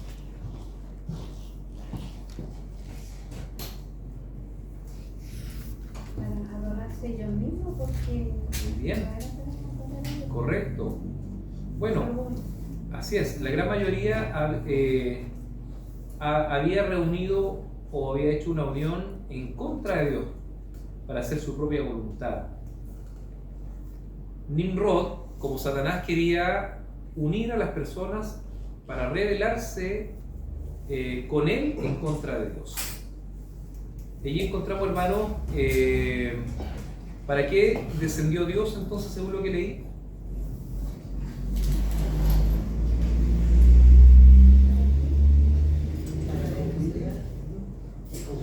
Para confundirlos. Hermana Scarlett, ¿qué dijo? ¿Qué dijo usted para? Alguien que dice que fue para ver la ciudad y lo que edificaban los hijos de los hombres. Ya, muy bien. Entonces, el hermano bajó para juzgar aquello que estaban haciendo. El juicio de él fue justamente confundir sus lenguas, ¿sí? Sus idiomas. ¿Dejó Dios que le implantaran una nueva religión? ¿Una religión en contra de él? ¿O lo evitó? Lo evitó. Sí. La pregunta es si es que dejó Dios que le implantaran una nueva religión. No, ¿cierto? No. ¿Por qué? Porque al igual que el modelo de Babilonia, esto tenía en la cima una pequeña, ¿cierto? Un pequeño templo de adoración. No era una torre para vivir, no era una torre, hermanos, para, no sé, comercial, para poder vender dentro de ella. No era un centro comercial. Lo que era, hermano, era un símbolo del orgullo humano, de la agresividad contra el cielo, y arriba tenía, cierto, un espacio de adoración que justamente no era para adorar al Dios del cielo, sino a los dioses inventados por ellos mismos. Pero Dios es supremo y soberano. ¿Qué hizo? Los castigó dándole una diversidad de idiomas y los dispersó sobre la faz de la tierra. Ahora, la razón era de Dios de hacer esto es tal vez reducir la cantidad de maldad, porque la gente en conjunto se enardece más en hacer el pecado, hacer el mal. Ahora, en el libro histórico, en el libro Antigüedades de los Judíos, escrito por Flavio Josefo, historiador judío, que no es un cristiano, no está dentro de la Biblia, es un libro histórico, se lo puede encontrar. Ese libro, escrito entre los años 90, 95 de la era cristiana, él dice, a través respecto del tema de Babel, se rebelaron a Dios y dijeron que si Dios osaba llenar otra vez la tierra de agua, su torre vencería a Dios. Imagínense, hermano. Ellos crearon una torre y dijeron, ¿cierto?, según Flavio Josefo, un historiador, de que si Dios osaba otra vez, 100 años atrás había hecho un diluvio, si Dios osaba otra vez cubrir la tierra de agua, esta torre vencería a Dios. Entonces, vemos que el tema central, hermano, es la gran soberbia que había en el ser humano, de rebelarse voluntariamente contra nuestro Dios. Gabrielito, ¿puedes avanzar? Ahí tenemos un dibujo de lo que pudo ser la Torre de Babel. Hay otras figuras que son más parecidas a la azteca, o son como pirámides, ¿no? Sigue la siguiente. Bueno, ahí está la Sigurat babilónica. Las similitudes de la Torre de Babel no son fortuitas. La evidencia arqueológica que yace en lo que fue Mesopotamia nos da pistas para enlazar la Sigurat, que es este tipo de torre, ¿no?, babilónica, con la Torre de Babel, según la Universidad de Investigación del Instituto Smithsoniano. Una tablilla, que es un ladrillo del siglo VI, puede ser, Sí. antes de Cristo, ¿cierto? Sí. Podría retratar una estructura idéntica a la torre, descubierta en Babilonia, actual Irak. La tablilla o ladrillo también registra que para construir esta Sigurat, personas de todas las regiones del Oriente Medio acudieron para edificarla. Probablemente la conjunción de personas de origen múltiple podría explicar la diversidad de lenguas.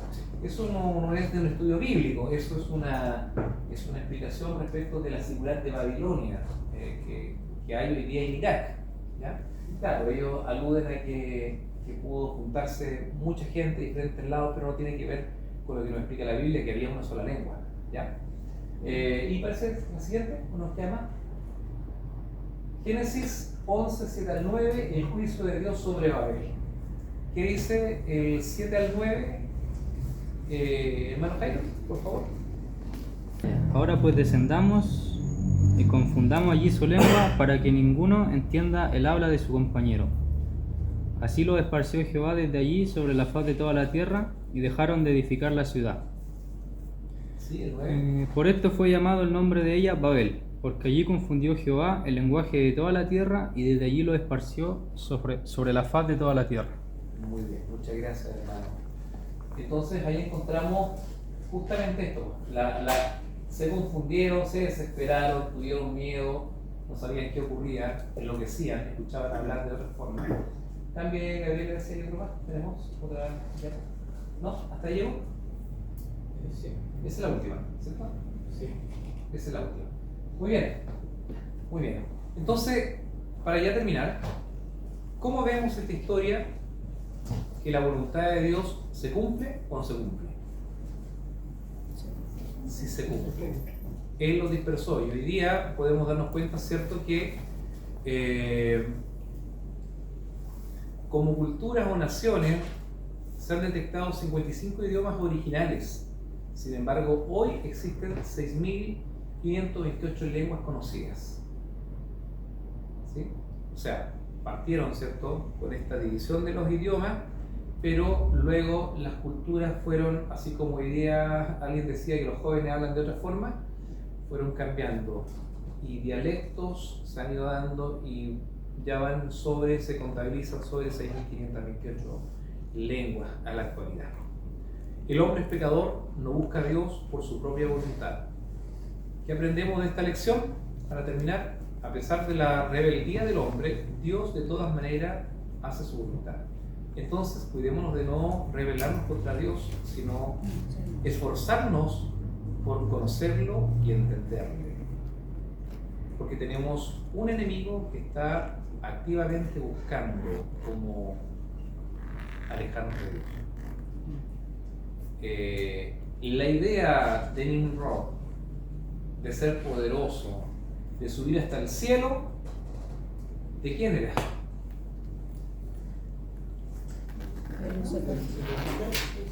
De Lucifer, ya lo dijimos. Entonces se repite el mismo patrón. Satanás colocando de su propia esencia en los seres humanos para que se rebelen contra Dios. Con lo mismo que le dijo a Eva, no morirán, sino que serán como Dios, que es lo que quiso ser, igual a Dios. Que Dios nos bendiga. Esta es la historia de la Torre de Babel. Hoy día vemos que la gente no ha cambiado, la gente sigue igual. Hoy día la gente dice no creer en Dios. Mucha gente no cree en Dios. Y en el libro de Apocalipsis vamos a darnos cuenta que Dios envía las copas de la ira de Jehová, se escuchan las trompetas del juicio de Dios. Cada calamidad que está allí cuando nosotros lo veamos, eso es algo apocalíptico, pero dice que los hombres, en vez de pedir perdón y humillarse al Dios que tenía poder sobre esas plagas, dice que maldijeron y blasfemaron el nombre de Dios. Entonces, ese es el corazón del ser humano. Entonces, Dios va a terminar esta historia. Si usted ha creído en Jesucristo como su Salvador, usted, cierto, se va a salvar. Si usted no cree en Jesucristo, entonces no es que usted va a ser condenado, sino que la Biblia nos enseña que ya hemos sido condenados. Así que es mejor creer o no. Amén. Es mejor creer. Mejor creer. ¿Sí? Note que yo no le estoy hablando ahora de cultos. De cultos. Un culto no nos hace salvo. Venir al estudio bíblico no nos hace salvo. Nos hace responsables de entender lo que Dios demanda de nosotros y cómo podemos obtener la salvación. Entonces, es importante que atendamos esto y no lo desechemos como lo desechó la gente que escuchó a Noé pregonar la justicia y que no pudo, cierto, ser salvo porque definitivamente no creyó ni quiso obedecer lo que Dios tenía preparado, que era salvación. Así que quiero dejar alguna oportunidad si alguien quiere comentar algo más para ya terminar. Sobre todo esto, algo que le haya llamado la atención, alguna pregunta que quieran hacer, podemos entre todos resolverla. Bueno, que participen, que comentemos.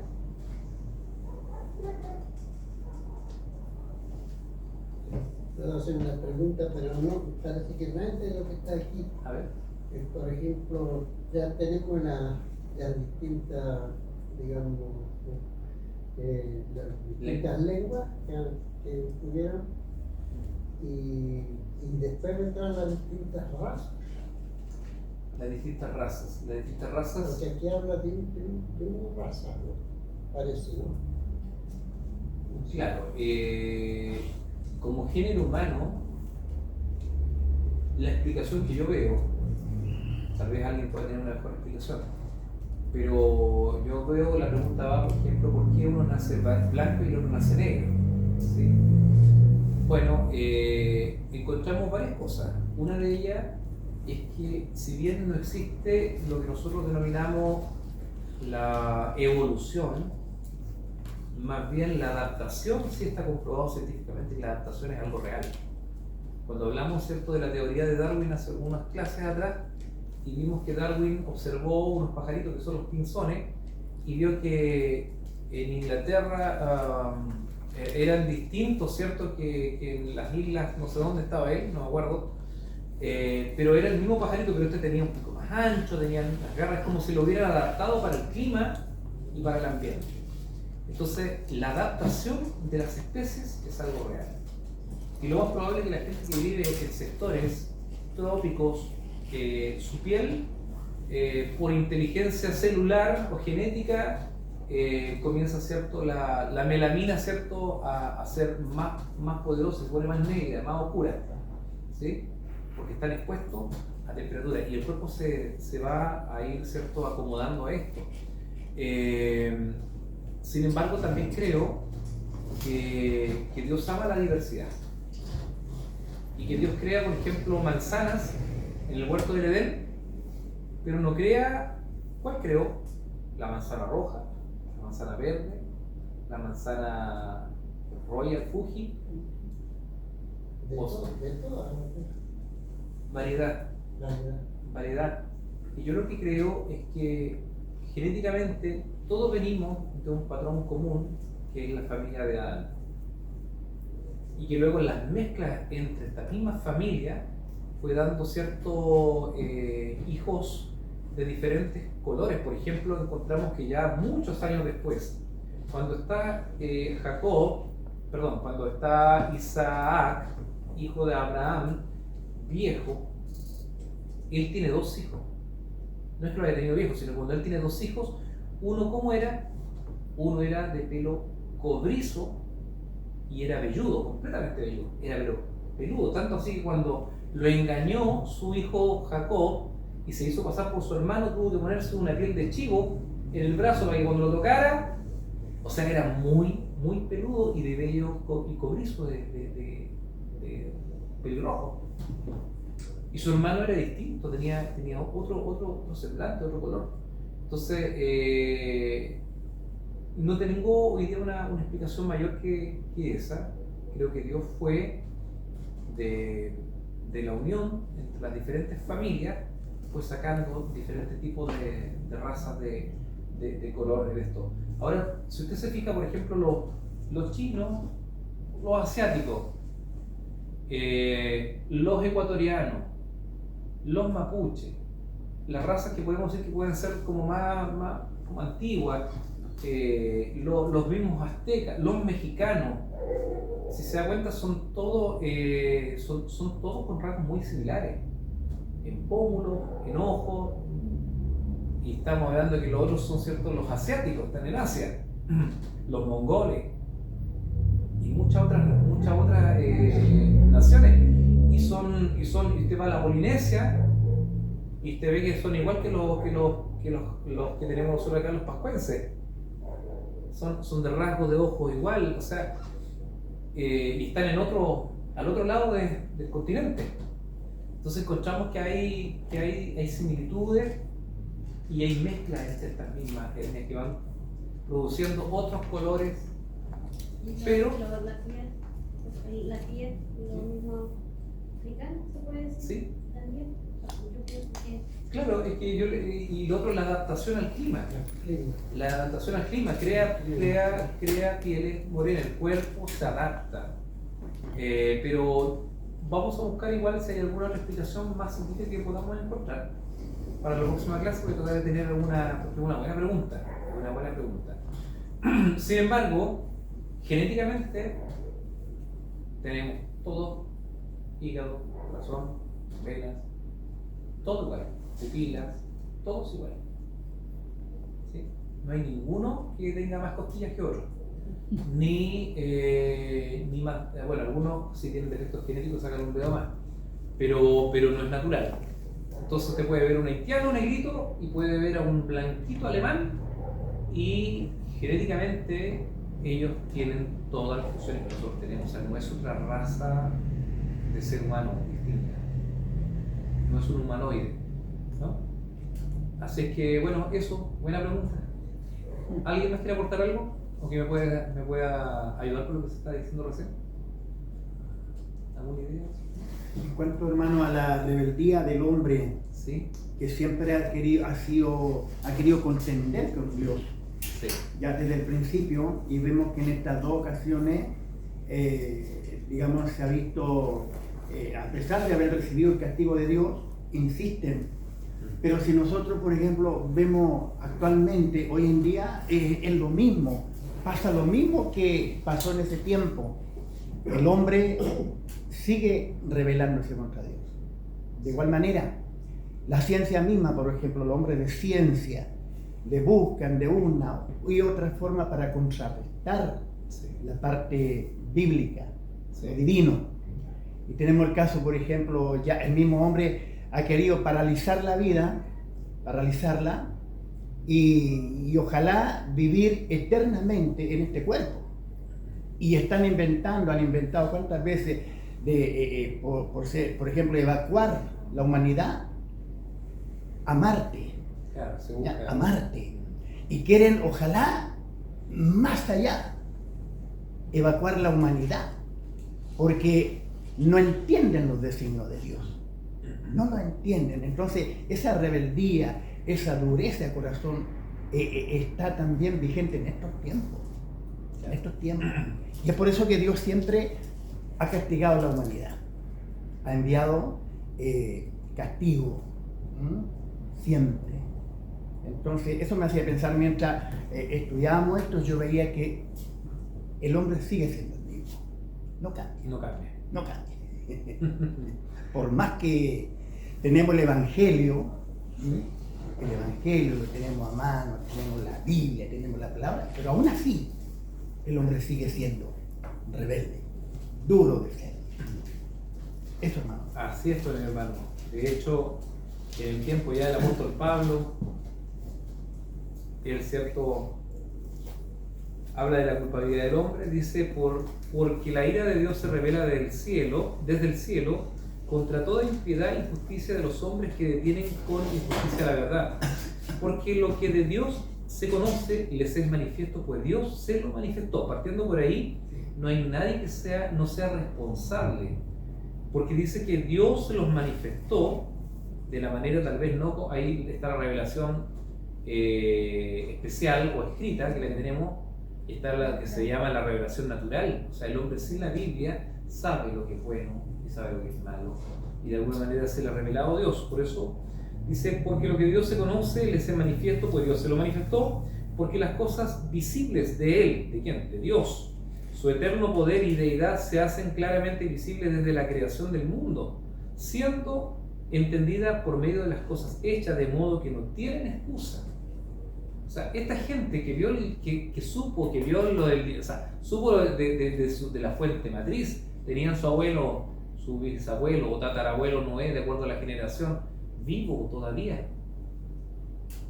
y no estaban dispuestos a obedecer a Dios, pues habiendo conocido a Dios, porque lo conocieron, ¿o no? Lo conocieron, no le glorificaron como a Dios ni le dieron gracias, sino que se envanecieron en sus razonamientos y su necio corazón fue entenebrecido, profesando ser sabios, claro, el grande, ¿no? Siendo poderoso, se hicieron necios y cambiaron la gloria de Dios incorruptible en semejanza de imagen de hombre corruptible, de aves, de cuadrúpedos y de reptiles, por lo cual también Dios los entregó a la inmundicia en las concupiscencias de sus corazones, de modo que deshonraron entre sí sus propios cuerpos, ya que cambiaron la verdad de Dios por la mentira, honrando y dando culto a criaturas antes que al Creador, el cual es bendito por los siglos. Amén. Por esto Dios los entregó a pasiones vergonzosas, pues aún sus mujeres cambiaron el uso natural por el que es contra naturaleza. Y de igual modo, también los hombres, dejando el uso natural de la mujer, se encendieron en sus lascivias. Escuche esto, unos con otros, o sea, hombres con hombres, cometiendo todos hechos vergonzosos, hombres con hombres, y recibiendo en sí mismo la retribución debida a su extravío, sida, enfermedad, etc. Eso no dice sida, sino que yo digo es la retribución. Y como ellos no aprobaron tener en cuenta a Dios, Dios los entregó una mente reprobada. Ese es el problema. Para hacer lo que no conviene, estando atestado de toda injusticia, fornicación, perversidad, avaricia, maldad, llenos de envidia, homicidios, contiendas, engaños y malignidades, murmuradores, detractores, aborrecedores de Dios, injuriosos, soberbios, altivos, inventores de males, desobedientes a los padres, necios, desleales, sin afecto natural, implacables, sin misericordia, quienes habiendo entendido el juicio de Dios, escuche esto, que los que practiquen tales cosas son dignos de muerte, no solo las hacen, sino que también se complacen con los que las practican. O sea, está bien, si yo no soy adúltero, pero me complazco con los que son adúlteros, ¿entiendes? O sea, fantaseo con cosas que hacen otros, lo apruebo. Entonces aquí encontramos una lista del carácter perverso del hombre. Es el mismo que estaba antes del diluvio, es el mismo que vemos ahora en el tiempo de la Torre de Babel, y es el mismo que vemos ahora en el último tiempo, cuando Dios va a hacer justicia. Que Dios nos bendiga. Amén. ¿Alguien más quiere decir algo para terminar? ¿No? Muy bien. Vamos entonces a terminar en oración. Uy, 10 con 15. Vamos a pedirle al hermano Gabrielito que ore para despedir esta reunión y demos las gracias. Cerremos. Amén. Señor, las gracias le damos, Señor, por poder haber podido hacer esta linda reunión, Señor, por las personas que estamos aquí, Señor, por haber podido llegar sin ninguna novedad. Asimismo, queremos darle término a esta reunión, Señor, que usted nos esté acompañando, Señor, en nuestros corazones, siempre ahí con nosotros al llegar a nuestro hogar. Salud y salud. Gracias. Gracias, Señor, por todo lo aprendido y por todo lo predicado aquí también. Y entregamos esta oración, Señor, para poder retirarnos en nombre del Padre, del Hijo y del Espíritu Santo. Amén. Amén. Gloria al Señor. Gloria a Dios. Gloria a Dios. Gloria a Dios. Muy bien.